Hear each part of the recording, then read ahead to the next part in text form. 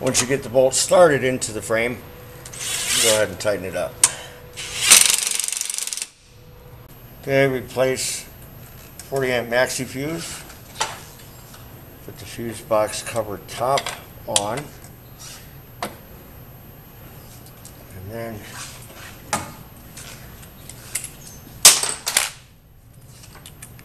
using a 5/32 Allen. Next, we'll jack the bike back up, remove the blocks that are holding it up, and reinstall the shocks. I'm going to put some red Loctite on the shock bolts and tighten to 60 foot-pounds of torque. Okay.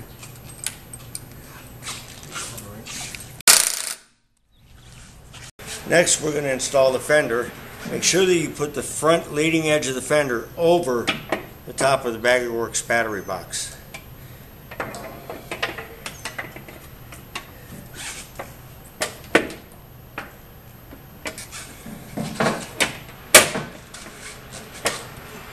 Now, there are 4 bolts holding the fender onto the 2 struts, 2 on each side, front and back.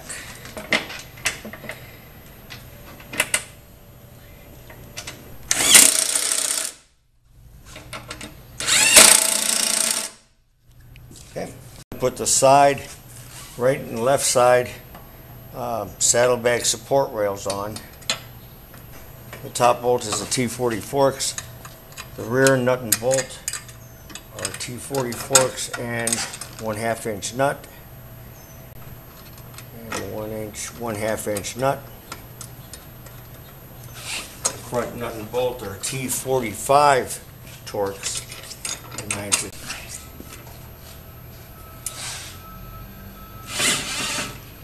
40 Torx on top, T40 Torx and a 1/2 inch nut on the rear.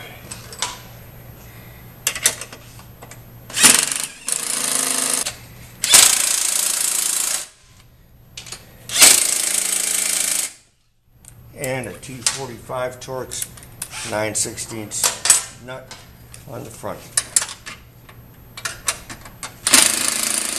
Chrome strut covers. Keep in mind, if you have the quick disconnect for the rear passenger backrest, you'll be attaching the strut cover behind the quick disconnect with 3 bolts, one here, here, and here. Without that quick disconnect, it's just 1 bolt for the strut cover. That's it. Tying the extra wiring up for the siren connector, the ABS diode, and the data link connector. Tuck them down between the frame and the battery here, in this order. Siren connector first,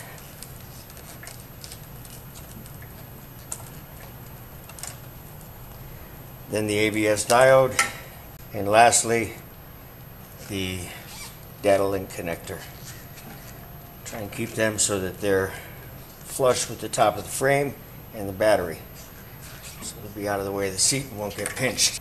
Next, we'll run the rear fender wiring harness behind the bag support rail, between the fender and the strut on the outside, and then up through this hole here between the frame rail and the rear fender.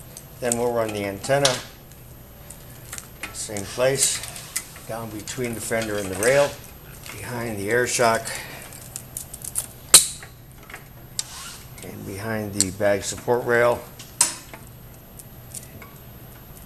and screw the end of the antenna cable into the antenna bracket at the bottom. Next, we'll screw the antenna onto the antenna bracket. I'll zip tie the rear fender wiring harness and the antenna wire, antenna cable, to the antenna bracket, and a couple more zip ties holding the 2 wires to the bag support rail.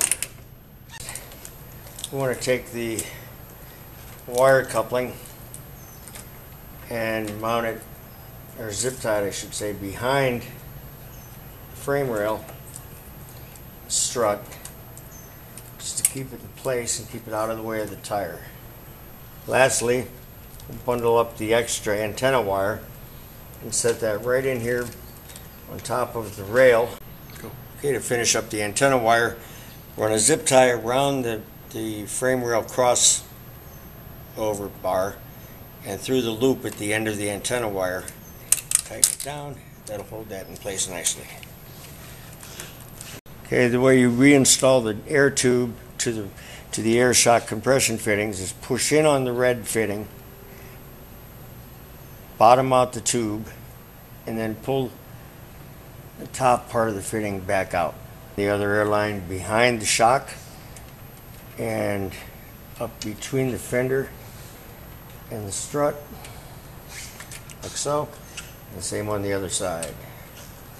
Once again, push in on the fitting, bottom the tube out in the fitting, and then pull out on the fitting, nice and tight. Now for a medium ride, put about 14 pounds of air in your air shocks. Okay, you want to take the two rubber grommets out of the stock frame sub-assembly and put them into the BaggerWerx frame sub-assembly. The three metal pins in the back of the new side covers plug into the three rubber grommets and the frame, and your side covers are installed. Same. Does it run it?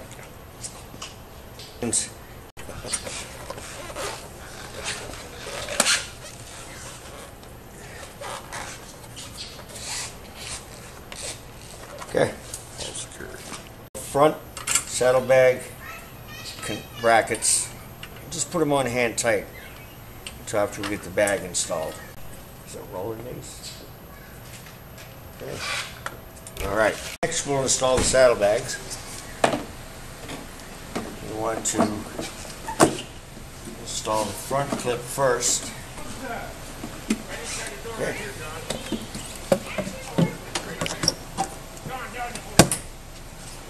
Tighten up the front saddlebag brackets with a 7/16 wrench.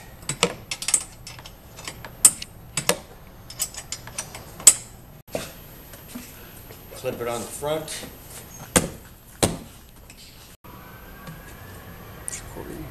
Ready?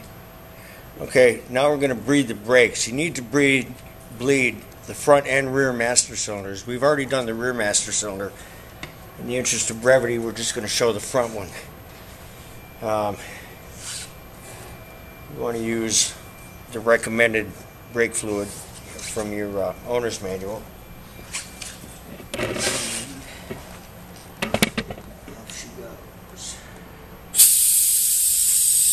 You keep an eye on that up there, I can't see it. Now that the drop seat kit is installed, my feet are much closer to the ground. I can actually stop, put my heel on the ground as we roll forward, ball on my foot. Much more control, much more comfort.